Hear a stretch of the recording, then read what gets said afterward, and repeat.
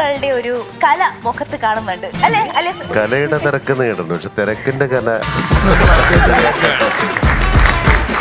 ഇവിടെ നിന്ന് എന്ത് വാങ്ങിയാലും ഒരു സമ്മാനം ഉറപ്പ്. 100 രൂപയ്ക്ക് ചേഞ്ച് വാങ്ങിയിട്ട് സമ്മാനത്തിന് വെയിറ്റ് ചെയ്തവനാണ് ഇവൻ. ഉത്തരവാദിത്വം അറിവില്ലായ്മ കൂടുന്തോറും മറന്നു പോകുന്ന മഹാസാധനം. പൊന്നിന്റെ വൺ സൈഡിൽ പൂപ്പലു കേറി അയ്യാ കണ്ണാടി ചില്ലിലിരിക്കണ് ചീഞ്ഞതുപോലെ. Once upon a time, once upon a time, once upon a time, once upon a time. എല്ലാ പ്രിയപ്പെട്ട പ്രേക്ഷകർക്കും നമസ്കാരം. ഇത് Once Upon a Time കലിപ്പനും കാന്താരയും. അപ്പോൾ ലോകമെമ്പാടുമുള്ള മലയാളികളുടെ സ്ക്രീൻ ടൈമിന്റെ ഭാഗമായിരിക്കുകയാണ് നമ്മുടെ ഷോ. നിങ്ങൾക്ക് മാത്രമല്ല, ഒരുപാട് നല്ല സ്റ്റാൻഡപ്പ് കോമഡി മേഖലയിൽ കഴിവ് തെളിയിക്കാൻ ആഗ്രഹിക്കുന്ന സ്ത്രീകൾക്കും പുരുഷന്മാർക്കും ഒരു വലിയ വേദി കൂടി ഒരുക്കുകയാണ് നമ്മുടെ ഷോ. ഇനി നമുക്ക് സ്വാഗതം ചെയ്യാം നമ്മുടെ പ്രിയപ്പെട്ട ജഡ്ജസ്, നമ്മുടെ chief judge. Let's welcome Ramesh Pisharody. നമുക്ക് ഏറെ സ്നേഹത്തോടെ സ്വാഗതം ചെയ്യാം. ഒരുപാട് സിനിമകളിലൂടെ, ഏകദേശം പറയുകയാണെങ്കിൽ ഒരു 3 ദശാബ്ദകാലങ്ങളായിട്ട് നമുക്ക് നല്ല നല്ല കഥാപാത്രങ്ങളിലൂടെ നമുക്ക് പ്രിയങ്കരനായി മാറിയിരിക്കുന്ന ഷാജു ശ്രീധർ.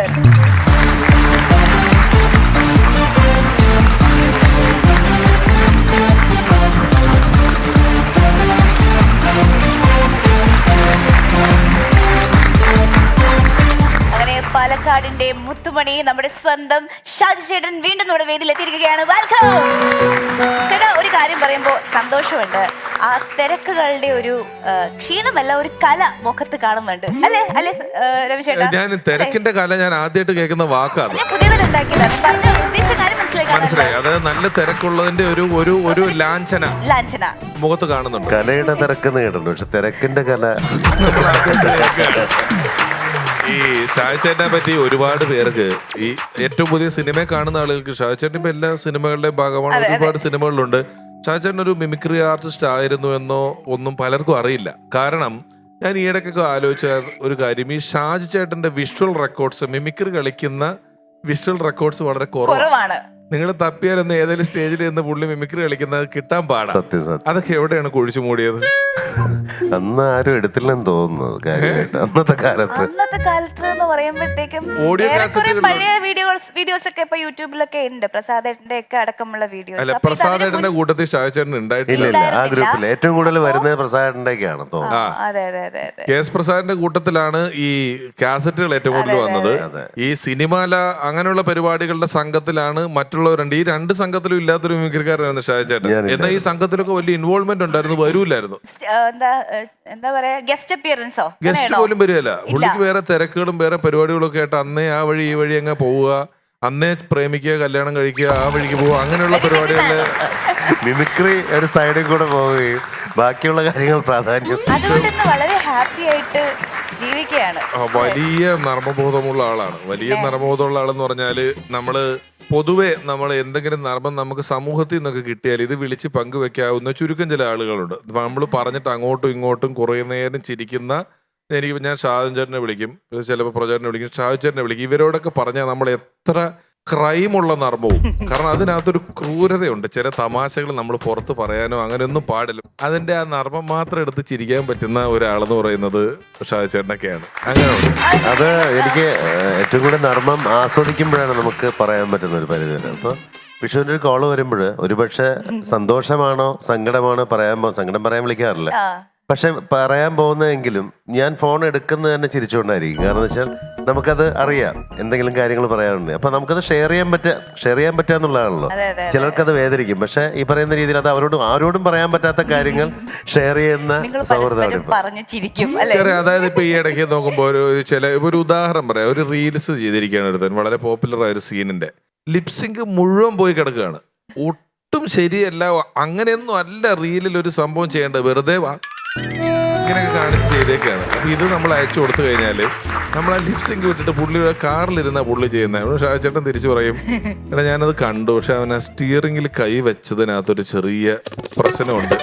അപ്പൊ ഞാൻ തിരിച്ച് പക്ഷെ ആ കാറിന്റെ ലൈറ്റ് ഇപ്പുറത്തെ സൈഡിൽ നിന്ന് വന്നതിന്റെ പ്രശ്നമുണ്ടെന്നൊക്കെ പറഞ്ഞിട്ട് ആ മെയിൻ തെറ്റ് ഇഗ്നോർ ചെയ്തുകൊണ്ട് വേറെ കുറേ തെറ്റുകൾ കണ്ടുപിടിച്ച്, ഞാൻ അതാ പറഞ്ഞ അതിനകത്തൊരു ചെറിയ ക്രൈമുണ്ട്, ഇപ്പൊ ആള് സാധാരണക്കാരെ ചെയ്തതാണല്ലോ. പക്ഷെ അങ്ങനെ പറയുന്നതിനുള്ള ചുരുക്കം ചില ആളുകളിൽ ഒന്നാണ് ഷാജി ചേട്ടൻ എന്ന് പറയുന്ന ആൾ. ഷാജി ചേട്ടന്റെ ഒരുപാട് പുതിയ വിശേഷങ്ങളിൽ ഒരു വിശേഷം ഞാനിപ്പോ പറയാം. നീ പറ. അതായത് നമ്മുടെ ഈ ഷൂട്ട് കഴിഞ്ഞിട്ട് നമ്മൾ രണ്ടുപേരും പോകുന്നത് ഒരു ലൊക്കേഷനിലേക്കാണ്. അതായത് ഗിന്നസ് പക്രു ചേട്ടൻ നായകനാകുന്ന 916 കുഞ്ഞുട്ട് എന്നുള്ള പടത്തില് നമ്മള് എന്റെ ചേട്ടനും അനിയത്തി നിങ്ങൾ അങ്ങനെയാണല്ലേ?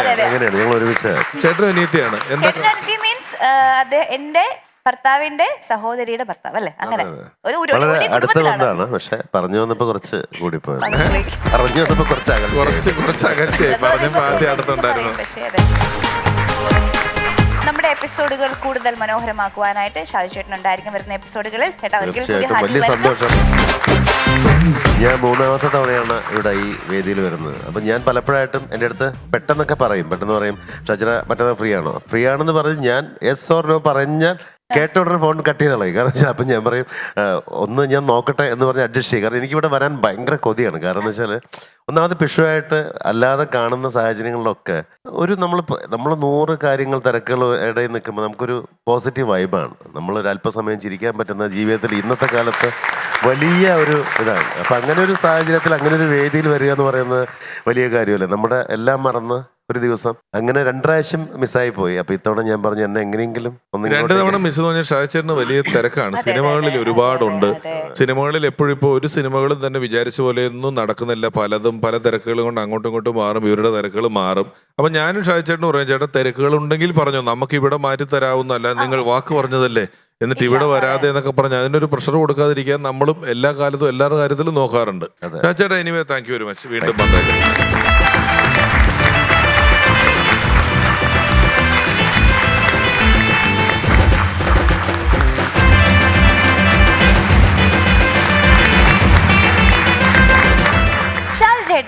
ഹലോ ഹലോ അല്ല ഇവിടെ ഞാൻ എത്തിയിട്ടുണ്ട്. ഞാൻ എനിക്ക് കാണാവുന്ന ദൂരത്തുണ്ട് ആള്. ഞാനൊന്ന് സംസാരിച്ചു നോക്കട്ടെ. എന്താ കേട്ടോ, സംസാരിച്ചു നോക്കട്ടെ. കുഴപ്പമില്ല, ഞാൻ പറഞ്ഞ എങ്ങനെയായാലും ഞാൻ സമ്മതിപ്പിക്കും, ഉറപ്പായിട്ടും. പിന്നെ ആളിവിടെ ഉണ്ട്. ഞാൻ പിന്നെ കൊടുക്കാം. ആദ്യം സംസാരിക്കട്ടെ.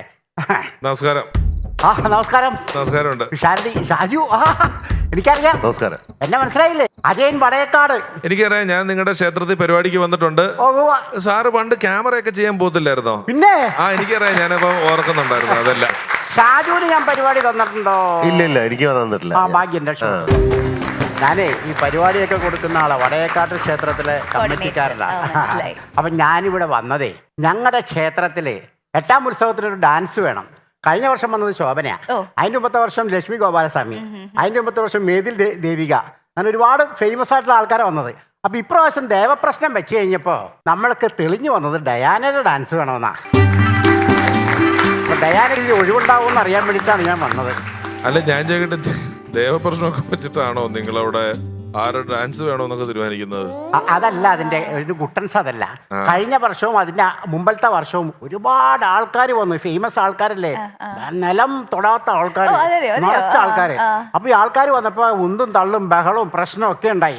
എങ്ങനെ ഉണ്ടായി കഴിഞ്ഞപ്പോ പോലീസ് അധികാരികൾ വന്നിട്ട് പറഞ്ഞു ഇവിടെ ഇങ്ങനത്തെ പരിപാടി വെക്കാൻ പറ്റില്ല എന്ന് പറഞ്ഞു. പോലീസ് അധികാരികൾ വന്നിട്ട് അവർ നിർദ്ദേശിച്ച പേരാണ് ഈ ഡയാനയുടെ പേര്. ദേവപ്രശ്നത്തിൽ പറഞ്ഞാണോ ഡയാനയുടെ പേര്? ദേവൻ എന്നാണ് ഈ SIയുടെ പേര്. അയാൾ പ്രശ്നം തീർക്കാൻ വേണ്ടിട്ട് പറഞ്ഞാണ് ഈ അതാണോ ദേവപ്രശ്നം? അത് കാരണം എന്താന്ന് വെച്ച് കഴിഞ്ഞാല് ഈ ഡയാനയുടെ ഡാൻസ് ആവുമ്പോ അധികം ആൾക്കാരൊന്നും വരില്ലല്ലോ. ഡയാനയും ഡയാനയുടെ പക്കമേളക്കാർ മാത്രമേ ഉണ്ടാവുള്ളൂ. അപ്പൊ അതുകൊണ്ട് പ്രശ്നങ്ങളൊക്കെ ഒഴിവാക്കാൻ വേണ്ടിയിട്ടാണ്. അപ്പൊ ഞങ്ങളുടെ അമ്പലത്തിലേ ഈ ഉത്സവത്തിന്റെ കൂടെ 2-3 സ്റ്റാൻഡപ്പ് കോമഡി കൂടി വെച്ചാൽ കൊള്ളാന്നുണ്ട്. അത് നല്ലതാ. ഞാൻ എപ്പോഴും നമ്മുടെ ഇവിടെയുള്ള ആളുകൾക്ക് അവസരം കിട്ടുന്നത് ഞങ്ങൾക്ക് വലിയ സന്തോഷമാണ്. ഞാൻ ഈ ഇവിടെ ഇരുന്നിട്ടേ നല്ല സ്റ്റാൻഡപ്പ് കോമഡിക്കാരെ സെലക്ട് ചെയ്യുന്നതിന് കുഴപ്പമുണ്ടോ? അല്ല, അവിടെ അങ്ങനെ ഇരിക്കുന്നതിനെ കുറിച്ച് നമുക്കൊരു ഷാരടിക്കാൻ പരിപാടിയൊക്കെ തന്നിട്ടുള്ള ഒരാളാണ്. വന്ന വഴി മറക്കരുത്. അല്ല, ശരി, ഇരുന്നോളൂ. ആവശ്യമില്ല അലമ്പുണ്ടാക്കായിരുന്നു. ഇല്ല, ഞാൻ ഉണ്ടത്തില്ല. ഇവിടുത്തെ കാര്യങ്ങളിലൊന്നും ഇടപെടരുത്. നല്ല ഡാൻസ് ഒക്കെ പഠിച്ചു വെച്ചോട്ടോ, സിനിമാറ്റിക് ഡാൻസ്. ഓക്കെ.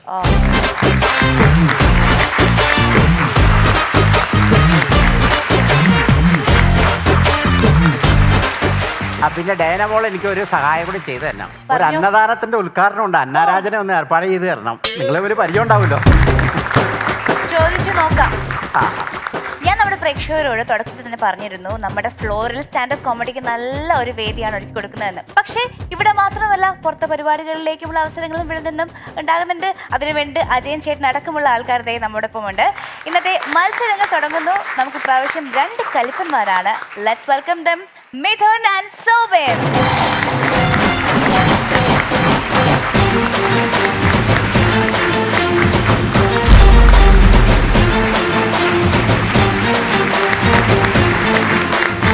എന്താ നടന്നു വന്നപ്പോ തന്നെ ചെറിയൊരു കൺഫ്യൂഷൻ പോലെയൊക്കെ?